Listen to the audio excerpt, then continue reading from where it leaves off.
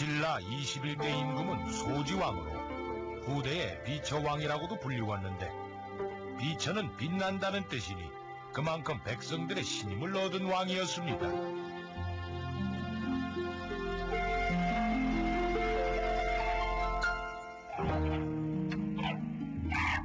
왕위에 오른 지 10년째가 되던 488년의 어느 날, 소지왕은 하늘샘이라 불리던 샘가에 천천정이라는 정자에 행차했습니다.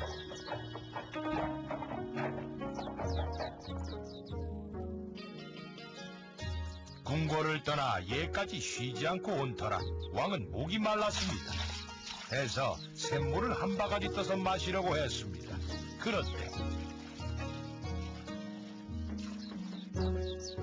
샘물에 웬 벌레 한 마리가 빠져 있었습니다. 벌레는 온 힘을 다해 버둥거렸습니다.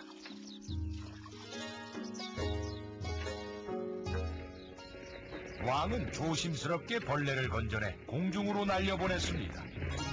이렇게 소지왕은 미물의 생명도 소중히 여기는 어진 임금이었습니다.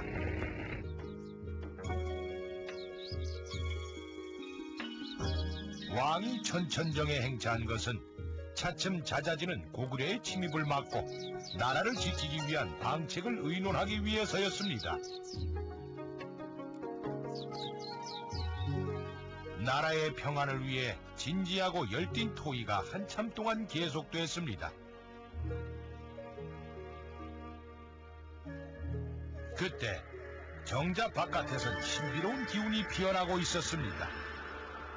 그 기운은 곧 정자 위로 서리기 시작했고, 동시에 웬 까마귀 한 마리가 날아들었습니다.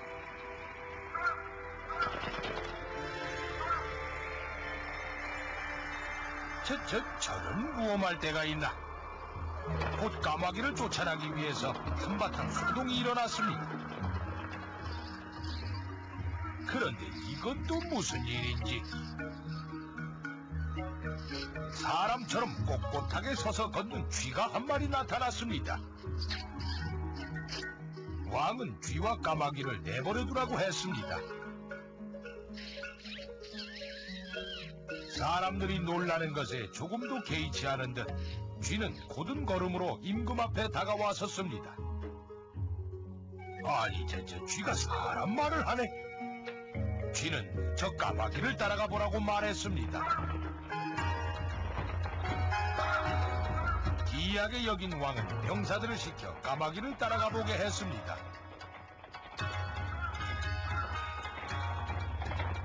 병사들은 까마귀와 앞서거니 뒤서거니 하며 한참을 달렸습니다.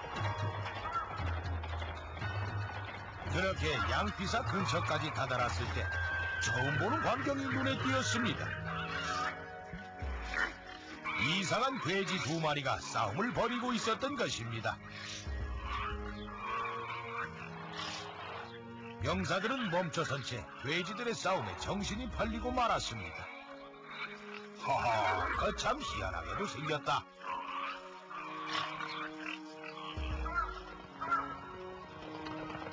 한편 까마귀는 근처 연못 위를 날다가 모습을 감췄습니다. 그러자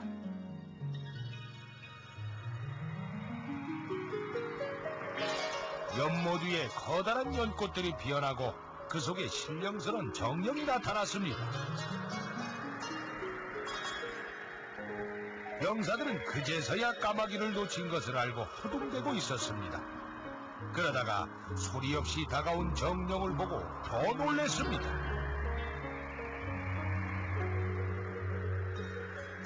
정령은 조용히 편지 한 통을 내밀었습니다. 그리고 왕께 전하라 일렀습니다. 병사들은 예사롭지 않은 분위기에 아무 말도 못하고 편지를 받았고, 정령은 곧 모습을 감추고 말았습니다.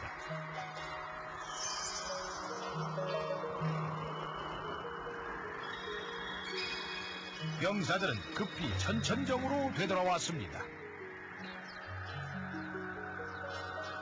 돌아오자마자 이제껏 벌어졌던 일을 왕께 소상히 아뢰고 편지를 전했습니다. 편지 겉봉에는 이상한 글귀가 적혀 있었습니다.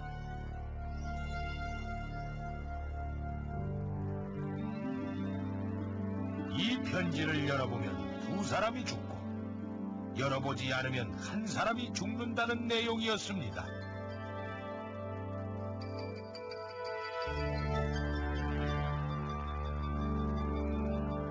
왕은 편지를 열어보지 않겠다고 했습니다. 차라리 한 사람만 죽는 것이 낫겠다는 생각이었습니다. 조금 전 뭔지 이상한 기색이 보였던 대신이 나서서 올바른 판단이라고 맞장구를 쳤습니다. 허나 또 다른 대신은 심상치 않으니 천관에게 점을 쳐보게 하자고 아랬습니다. 왕도 그럴듯해서 허락을 했습니다.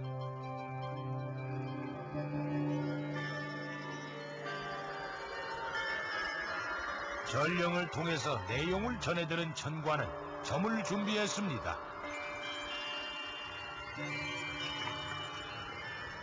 얼마 동안 마음을 한데 모은 천관은 관옥불에 달궈진 새꼬챙이를 집어들었습니다. 그리고 온 마음을 손끝에 모아서 서서히 말린 거북의 등껍질에 찔러 넣었습니다.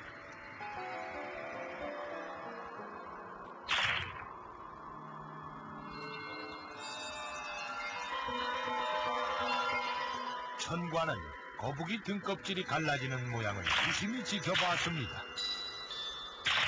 헌데 그 모양이 심상치가 않았습니다. 정말 놀라운 것이었습니다.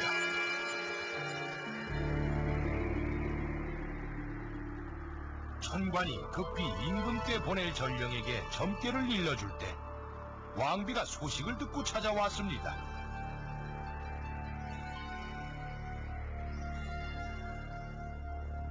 그리고 무슨 내용인지 물었습니다.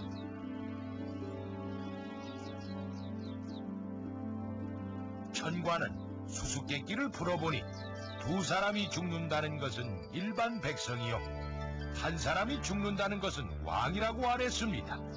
왕비는 소스라치게 놀랐습니다.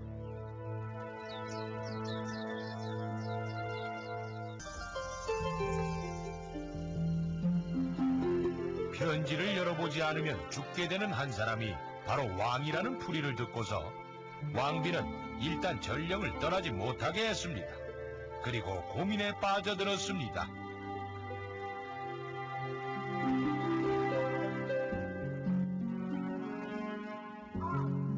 평소의 성품으로 봐서 왕은 점괘의 내용이 사실이라 해도 자신의 목숨을 위해 두 사람을 희생시킬 수는 없다고 생각할 사람이었기 때문이었습니다.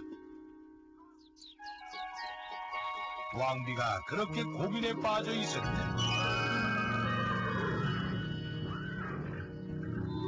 어디선가 신비로운 말 한마리가 나타났습니다.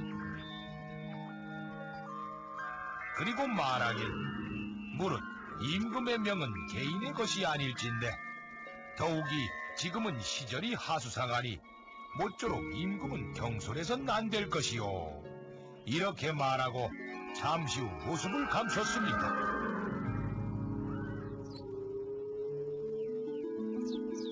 말의 전언을 들은 왕비는 직접 천천정으로 나가기로 했습니다. 까마귀들은 서두를 것을 재촉하는 듯 했습니다.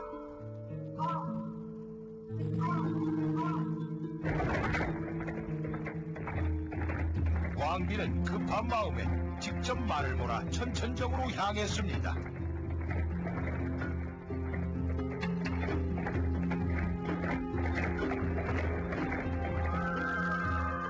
이윽고 정자에 도착한 왕비는 천관의 점괘와 자신이 전해들은 신비로운 말의 전언을 그대로 왕께 전했습니다.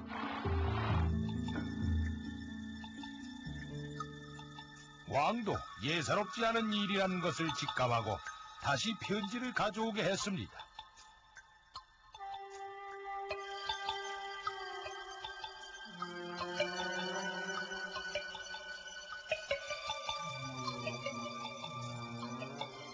왕과 왕비는 편지를 열어보았습니다.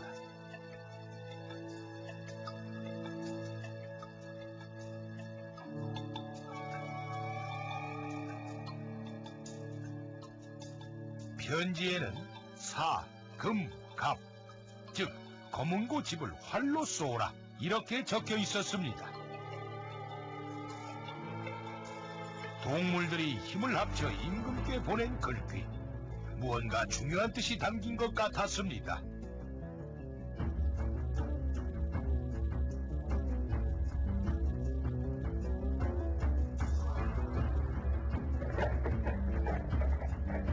왕은 서둘러 궁궐로 돌아왔습니다.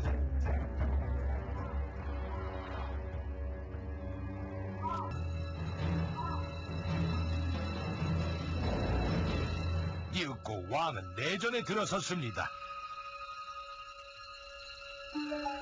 검은고 갑은 평소처럼 한쪽에 세워져 있었습니다.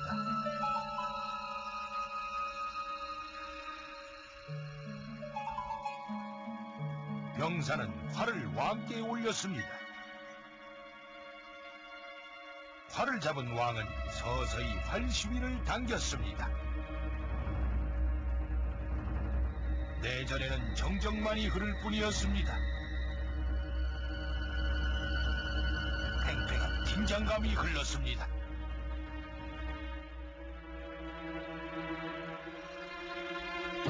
왕은 활주를 놨습니다.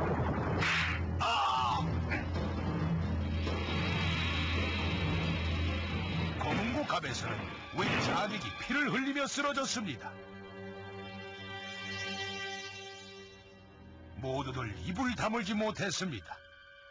왕을 해치려던 자객은 나라의 중요한 보물까지 이미 훔쳐낸 터였습니다. 역모를 계획했던 것입니다.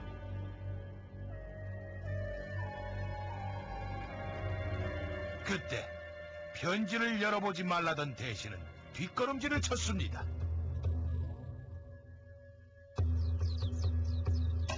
하지만 궁궐을 빠져나갈 수는 없었습니다.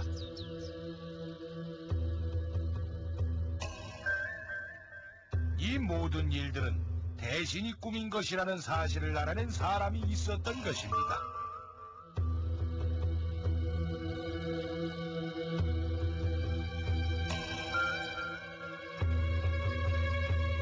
대신의 간교한 계획을 눈치챈 것은 바로 천관이었습니다.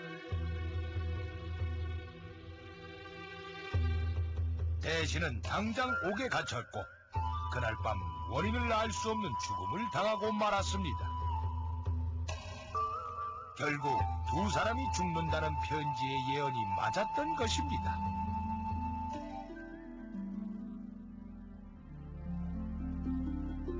이후로 사람들은 매년 첫째 쥐의 날, 돼지의 날, 그리고 말의 날에는 매사를 조심하고 바깥 출입을 삼가게 됐습니다.